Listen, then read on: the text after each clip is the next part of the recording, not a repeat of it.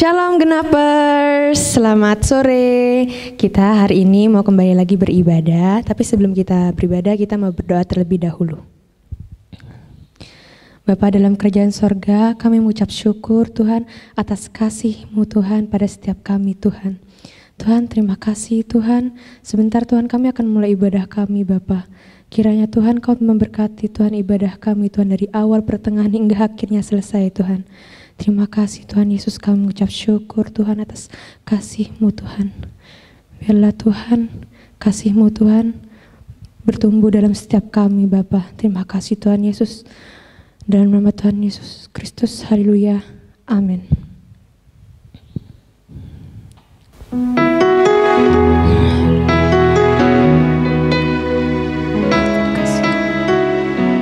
Terima kasih Bapa.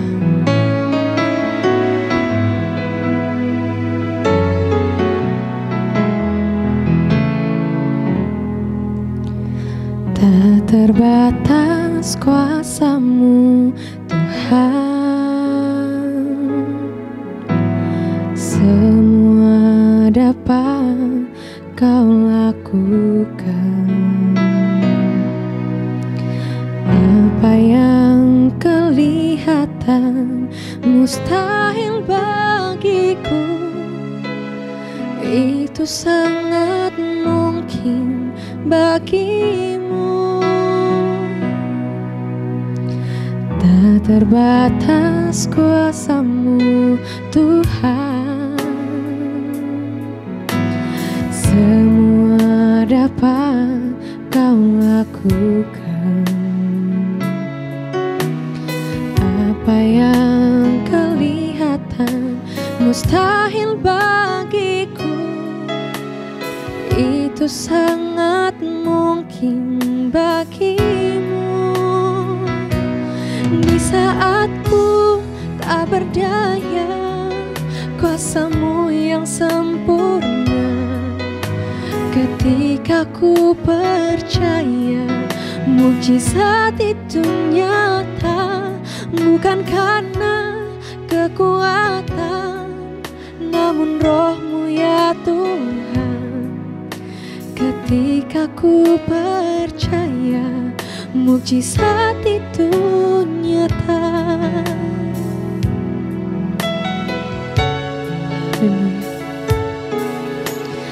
Tak terbatas kuasa-Mu Tuhan, semua dapat Kau lakukan. Apa yang kelihatan mustahil bagiku, itu sangat mungkin bagimu. Di saat ku tak berdaya, kuasa-Mu yang sempurna. Ketika ku percaya, mukjizat itu nyata. Bukan karena kekuatan, namun Roh-Mu ya Tuhan. Ketika ku berdoa, mukjizat itu nyata. Di saat ku tak berdaya, kuasa-Mu yang sempurna. Ketika ku percaya, mukjizat itu nyata. Bukan karena kekuatan, namun Roh-Mu ya Tuhan. Ketika ku berdoa, mukjizat itu nyata. Saat ku tak berdaya, kuasa-Mu yang sempurna. Ketika ku percaya, mukjizat itu nyata. Bukan karena kekuatan, namun Roh-Mu ya Tuhan. Ketika ku berdoa, mukjizat itu nyata.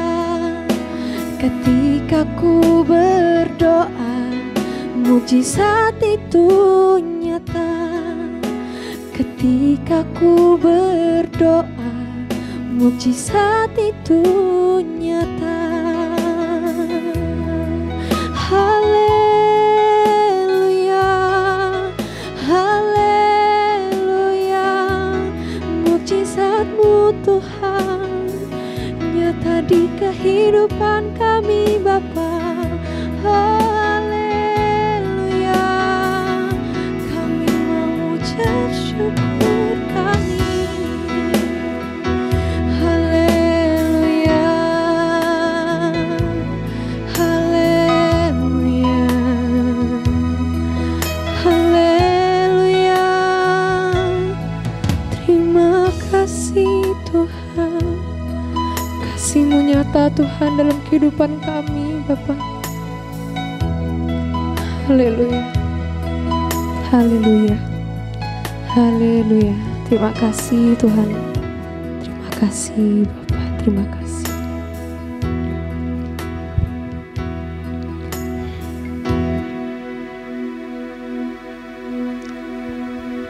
Haleluya, kita percaya bahwa Tuhan bersama kita. Kita mau naikkan pujian, kita mau bersorak-sorai bagi nama Tuhan.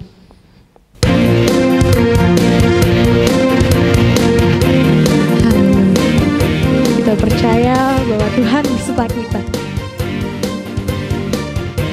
Kami tak pernah ragukan Kau Bapa. Tak pernah ku ragu akan kesetiaan-Mu. Kau pegang hidupku, sepenuh jiwa kami, sepenuh jiwaku. Ku yakin dan percaya Kau tuntun langkahku. Yesus, Kaulah Raja dalam hidupku, berkuasa berjaya untuk selamanya. Hanya Kau Tuhan, sumber kekuatan. Kuasa-Mu tercurah bagiku senantiasa. Dengan-Mu Tuhan, ku kan berjalan dari kemuliaan sampai kemuliaan selamanya.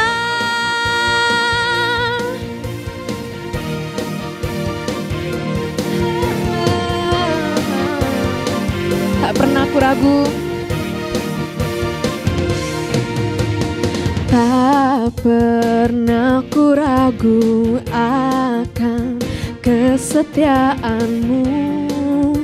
Kau pegang hidupku, sepenuh jiwa, penuh jiwaku.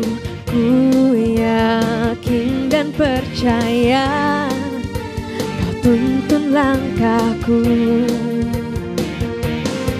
Yesus, Kaulah Raja dalam hidupku, berkuasa berjaya untuk selamanya.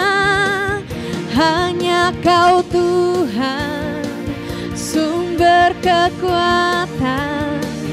Kuasa-Mu tercurah bagiku senantiasa. Dengan-Mu Tuhan, ku kan berjalan dari kemuliaan sampai kemuliaan selamanya.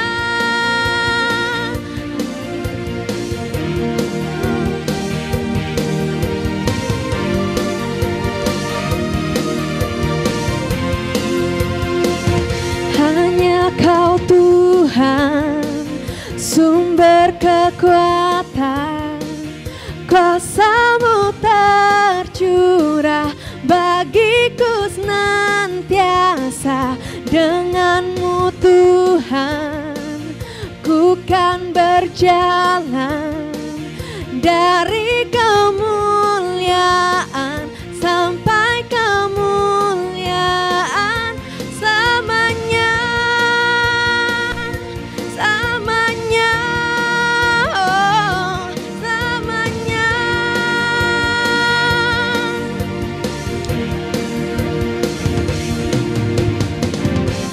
Haleluya. Sebentar kita mau siapkan hati kita mau dengarkan firman Tuhan. Biarlah firman-Mu Tuhan bertumbuh dalam kehidupan kami Bapa. Haleluya. Terima kasih.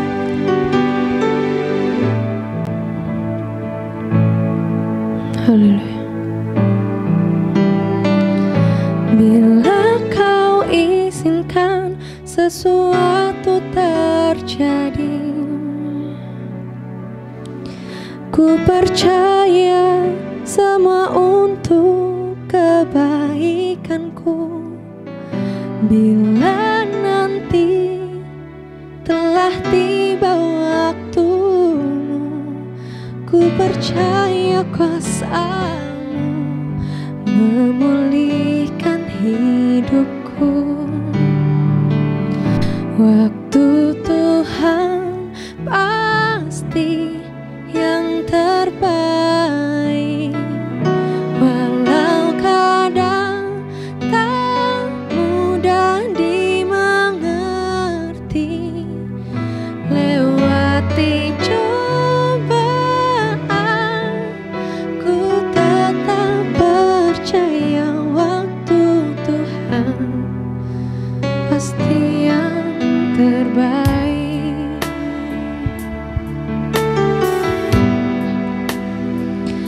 Bila Kau izinkan sesuatu terjadi, ku percaya semua untuk kebaikanku. Bila nanti telah tiba waktumu, ku percaya kuasa-Mu memulihkan hidupku. Waktu Tuhan pasti yang terbaik, walau kadang tak mudah dimengerti. Lewati cobaan,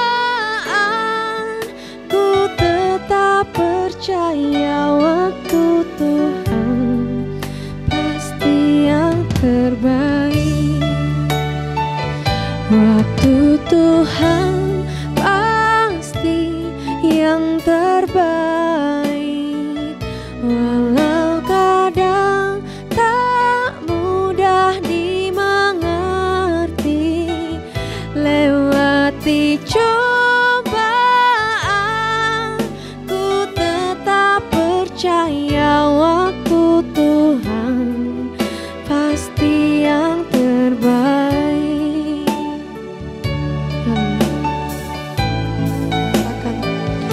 Bila Kau izinkan sesuatu terjadi, ku percaya semua untuk kebaikanku. Bila nanti telah tiba waktumu, ku percaya kuasa-Mu memulihkan hidupku. Waktu Tuhan pasti yang terbaik, walau kadang tak mudah dimengerti. Lewati cobaan, ku tetap percaya waktu Tuhan pasti yang terbaik.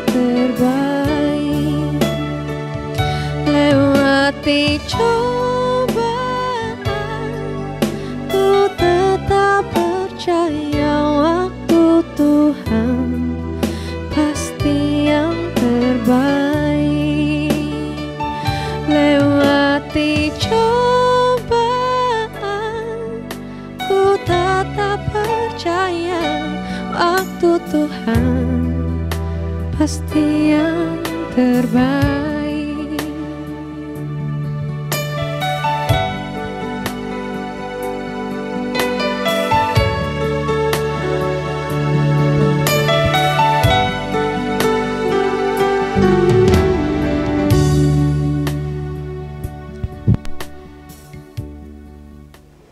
Shalom, salam sejahtera bagi kalian semua. Pada sore ini kita akan kembali merenungkan kebenaran firman Tuhan, sehingga firman itu membuat kita menjadi mengerti akan siapa pribadinya, membuat kalian mengerti apa yang menjadi kehendak Allah. Nah, pada sore ini kita akan melanjutkan pelajaran agama kita tentang Kristologi. Seperti kita ketahui bersama, Kristologi adalah ajaran dasar dalam iman Kristen yang mempelajari tentang pribadi dan karya Kristus. Nah, kalian sudah belajar tentang hakikat keilahian Yesus. Siapa Yesus itu? Dia adalah Sang Firman yang berinkarnasi menjadi manusia. Berinkarnasi artinya menjelma menjadi manusia. Dan firman itu adalah Allah itu sendiri. Sehingga Yesus adalah pernyataan pribadi Allah, yang melalui Yesus kita mengenal siapa Allah. Melalui Yesus kita tahu karakter Allah itu seperti apa, secara khusus dalam kaitannya dengan karya penebusan. Nah, kalian juga sudah belajar tentang hakikat kemanusiaan Yesus, karena kita sudah belajar dari kitab suci bahwa dalam satu pribadi Yesus Kristus itu memiliki kodrat ilahi dan kodrat manusia. Kodrat ilahinya itu menunjuk kepada keberadaannya sebagai Sang Firman, sebagai hikmat ilahi, sebagai pribadi Allah sendiri. Dan kemudian pribadi Allah inkarnasi menjadi manusia, sehingga ketika firman itu menjadi manusia, otomatis ia memiliki kodrat kemanusiaan, memiliki tubuh darah daging manusia. Karena itu kitab suci memberikan kesaksian dalam kemanusiaannya ia merasa haus, dalam kemanusiaannya ia bisa merasa letih, dalam kemanusiaannya ia bisa merasakan lapar, ia bisa merasakan sakit fisik. Dan terlebih dari itu, kitab suci menyaksikan bahwa dalam tubuh fisik kemanusiaannya itulah Sang Firman yang menjadi manusia, yakni Yesus Kristus. Ia disalibkan dan kemudian mati, tetapi bangkit pada hari yang ketiga. Nah, ini yang harus Anda mengerti. Ini yang harus kita pahami sebagai seorang pengikut Kristus, bahwa dalam satu pribadi Yesus Kristus, ia berkodrat ilahi sekaligus berkodrat manusia. Kalian, kita semua manusia, kita hanya memiliki kodrat manusia. Kita tidak memiliki kodrat keilahian, karena kita bukan Allah, tetapi kita ciptaan. Kita hanya berkodrat manusia. Tetapi Yesus Kristus, ia berkodrat ilahi, karena ia adalah Sang Firman, pencipta segala sesuatu.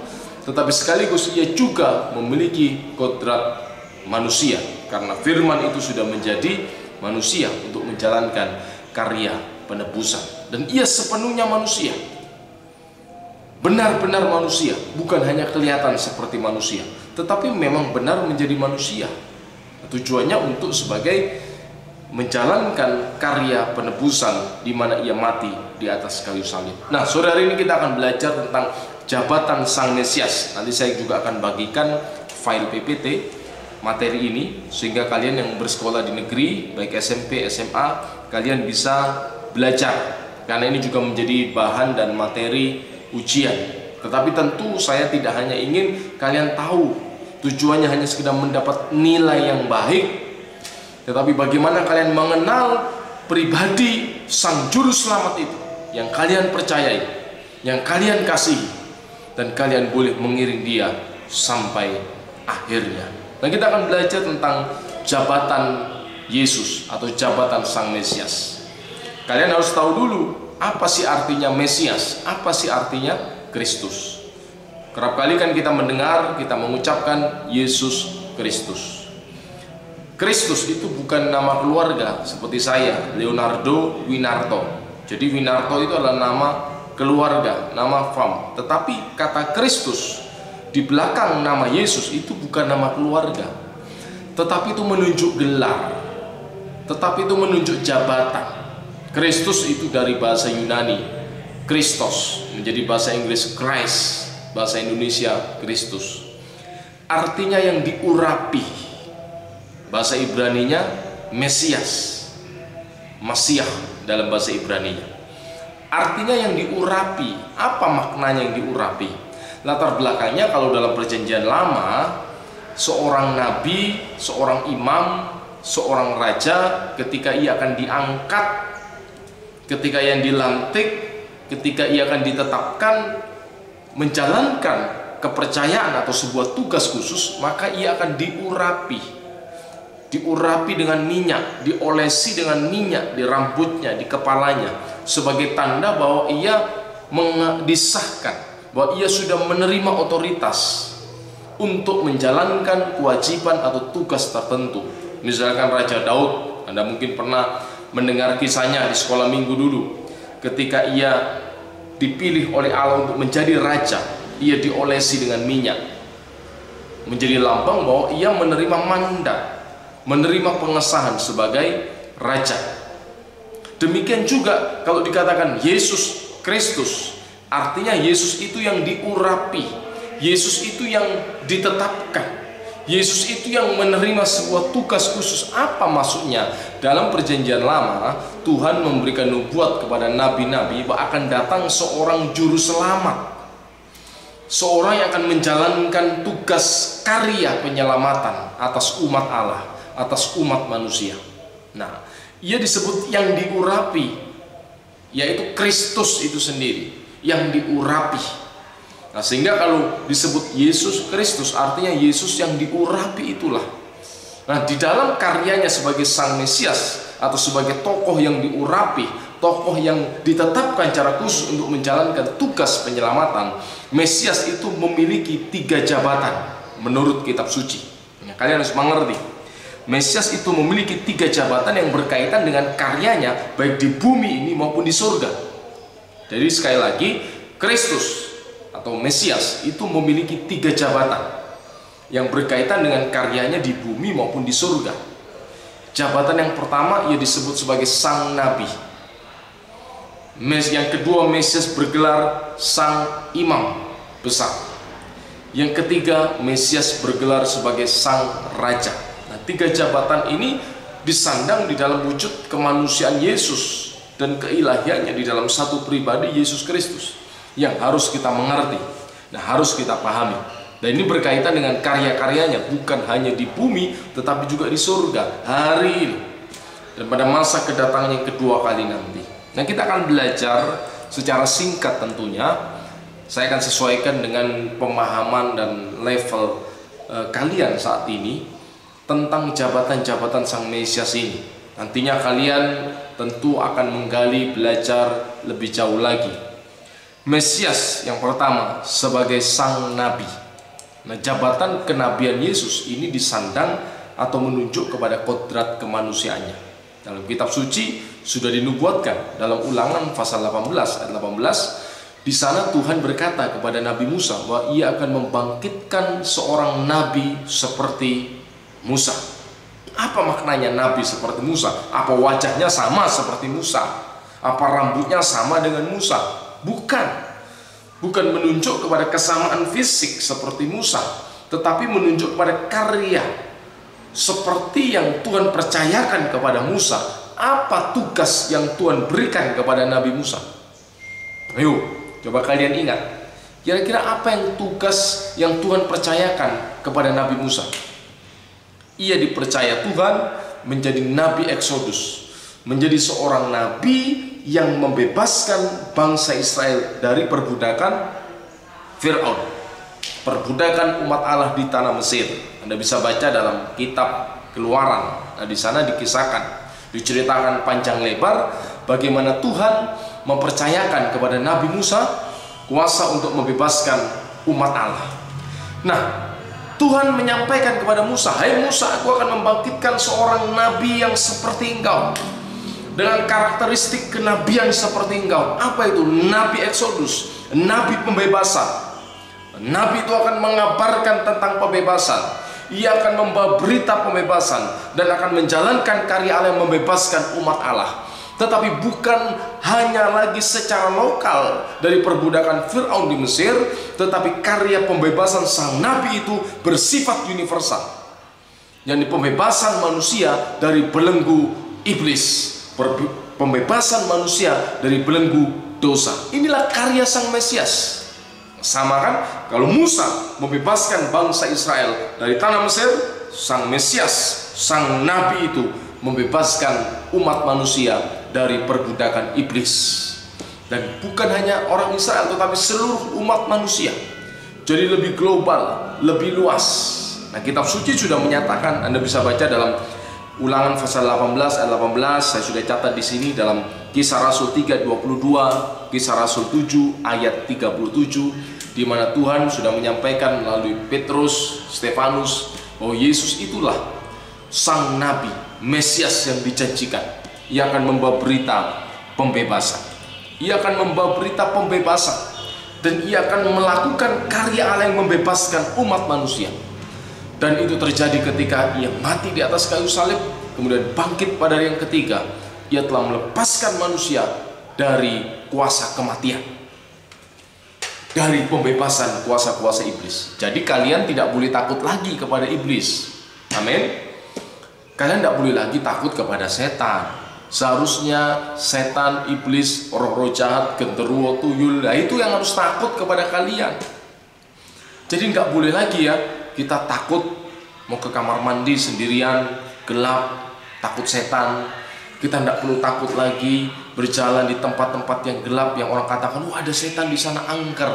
Bagi anak Tuhan itu bukan sesuatu yang harus dikhawatirkan lagi, karena Yesus sudah mengalahkan semua kuasa-kuasa kegelapan, dan Ia telah memberikan kuasa kepada gerejanya. Siapa gerejanya? Bukan bangunan fisiknya, tetapi kalian, kita semua adalah gereja Tuhan. Kita tubuh Kristus. Kita diberi kuasa asal kita menempel, asal kita melekat kepada Sang Kepala Gereja, yaitu Yesus Kristus. Jadi paham sampai di sini? Satu jabatan Sang Mesias adalah Sang Nabi, Nabi pembebasan. Seperti Musa membawa pesan pembebasan dan berkarya di tengah-tengah umat Israel dengan kuasa Allah untuk membebaskan dari tangan Firaun. Demikian juga Yesus Kristus datang dengan membawa misi pembebasan umat Allah. Kalau Musa juga memberikan hukum kepada umat Allah, hukum Taurat, Yesus Kristus juga menyatakan hukum Allah itu kepada umat manusia, hukum kasih. Hukum kasih yang Ia nyatakan kepada umat manusia, sama dengan misi yang sama. Nah, kalian juga harus ketahui tugas nabi itu apa sih dalam perjanjian lama. Dalam perjanjian baru juga dinyatakan ada nabi-nabi di sana. Tugas nabi adalah ia berdiri di hadapan manusia atas nama Allah untuk menyampaikan isi hati Tuhan. Seorang nabi membawa pesan Allah kepada umat manusia untuk menyatakan kehendak Allah. Itu tugas nabi. Seperti Nabi Musa yang menyatakan kehendak Allah, seperti Nabi Yesaya yang menyatakan kehendak Allah, membawa pesan Tuhan. Dan seorang nabi, ia juga menubuatkan, ia mewartakan peristiwa-peristiwa yang akan datang, yang sebelum terjadi. Seperti kalau Anda membaca dalam kitab Daniel, di sana Nabi Daniel mendapat vision, penglihatan dari Tuhan akan peristiwa yang akan datang, tentang akhir zaman. Nah, kalian harus menjadi orang yang bijak. Kita harus melihat tanda-tanda zaman. Hari-hari ini sudah termasuk adalah akhir zaman. Zaman sudah semakin rusak, dunia sudah semakin goncang-ganjing. Karena itu mari kita semakin mengasihi Tuhan, kita semakin mencintai Tuhan. Nah, kembali lagi, salah satu tugas nabi, ia juga mewartakan hal-hal yang akan datang. Ia memberitahukan peristiwa-peristiwa yang akan datang di masa depan. Tentu peristiwa itu, sumber pengetahuan itu datangnya dari Allah, bukan dari dirinya, bukan dari setan. Nah, karena itu segala sesuatunya harus diuji dengan firman Tuhan yang tertulis. Nah, ini jabatan Mesias sebagai nabi, yang itu disandang di dalam kodrat kemanusiaannya. Ia akan membawa misi pembebasan. Dan kedua, Mesias itu juga bergelar sebagai sang imam. Anda bisa membaca dalam Mazmur 110 ayat yang keempat, bandingkan dengan Ibrani pasal yang kelima ayat yang keenam, Ibrani 6 ayat 20, di sana dinyatakan tentang Yesus sang Mesias sebagai Kohen Hagadol atau sebagai sang imam besar. Nah, kalian harus ketahui dulu apa sih tugasnya imam itu, apa sih imam? Imam adalah sebuah pemimpin di dalam agama. Di dalam perjanjian lama, ia memimpin ibadat di bait Allah. Itu tugas imam, imam besar. Sekarang mungkin bisa digambarkan dengan gembala, pendeta, itu imam. Tetapi di dalam perjanjian lama, dalam kitab Taurat, seorang imam adalah pemimpin dalam sebuah ibadat yang Tuhan tetapkan khusus. Tugas yang kedua, ia mempersembahkan kurban pendamaian. Kurban pendamaian untuk memohon ampun dosa umat. Nah, itu tugasnya imam. Jadi dia akan mempersembahkan kurban itu, kurbannya berupa hewan, di mana hewannya disembelih, kemudian dipersembahkan, dibakar, dinaikkan di hadapan Allah untuk memohonkan ampun bagi dosa umat. Dan ini sebenarnya lambang. Dalam hukum Taurat, Tuhan memberikan perlambang demi perlambang tentang karya keselamatan yang Tuhan kerjakan. Seperti kalian ketahui, kitab suci menyatakan bahwa semua manusia sudah jatuh ke dalam dosa. Dan manusia yang sudah jatuh ke dalam dosa itu akhirnya mengalami kematian. Kematian secara fisik. Tidak ada seorang manusia pun yang lahir dari rahim seorang wanita tidak mengalami kematian. Itu normalnya manusia yang sudah jatuh ke dalam dosa, ia mengalami kematian. Nah, dan kematian ini bukan rencana Allah sejak semula. Sebab dalam kitab suci dinyatakan bahwa Tuhan menciptakan manusia itu menjadi makhluk yang hidup. Karena Allah itu kekal, ia menciptakan manusia dengan ditopang kuasa keilahian Allah, sehingga manusia bisa menjalani hidup yang kekal. Itu pada mulanya rencana Allah. Tetapi akibat manusia tidak taat, jatuh ke dalam dosa, sehingga manusia harus mengalami konsekuensi dari ketidaktaatan, mengalami dampak dari ketidaktaatannya, yaitu mati, yang dilambangkan dengan kematian fisik, kematian jasmani yang dialami manusia. Tetapi kalau kematian jasmani tidak dicari solusinya, tidak dicari penyelesaiannya, maka bukan hanya mati secara jasmani yang dialami manusia, tetapi manusia akan mati kekal, terpisah dari Allah selama-lamanya. Dengan lain kata, manusia akan masuk neraka. Karena kita ini bukan hanya tubuh manusia jasmani yang punya tubuh fisik, tetapi kita ini juga manusia rohani, punya jiwa, punya roh, yang itu tidak akan berhenti hidup setelah tubuh mengalami kematian. Nah, ini yang paling mengerikan, bukan sekedar kematian jasmania, tetapi kematian rohania. Nah, karena itu kalau kematian jasmani dan rohani manusia tidak dicari solusinya, manusia akan berada dalam kebinasaan kekal. Dan Allah yang mengasihi manusia, ia tidak menginginkan manusia berada dalam kondisi ini. Tetapi satu sisi Allah itu maha adil, tetapi ia juga maha kasih. Allah maha adil, tetapi ia maha kasih. Ya, maha adil, keadilannya itu menuntut hukuman atas dosa. Upah dosa adalah maut. Tetapi satu sisi ia maha kasih, ia tidak ingin manusia yang diciptakan menurut rupa dan gambar Allah itu mengalami kebinasaan. Lalu bagaimana dong solusinya? Nah, Tuhan dalam hikmatnya, di dalam keadilannya, ia memberikan hukum kurban, aturan-aturan tentang kurban sebagai lambang. Di mana manusia ingin datang mendekat kepada Allah, ia harus terlebih dulu membawa kurban hewan, domba yang tidak bercela, tidak boleh ada cacatnya. Itu menggambarkan ya, syarat kurban itu harus tidak boleh tanpa celah, tanpa cacat. Kurbannya disembelih, hewannya disembelih, apa yang terjadi? Mati.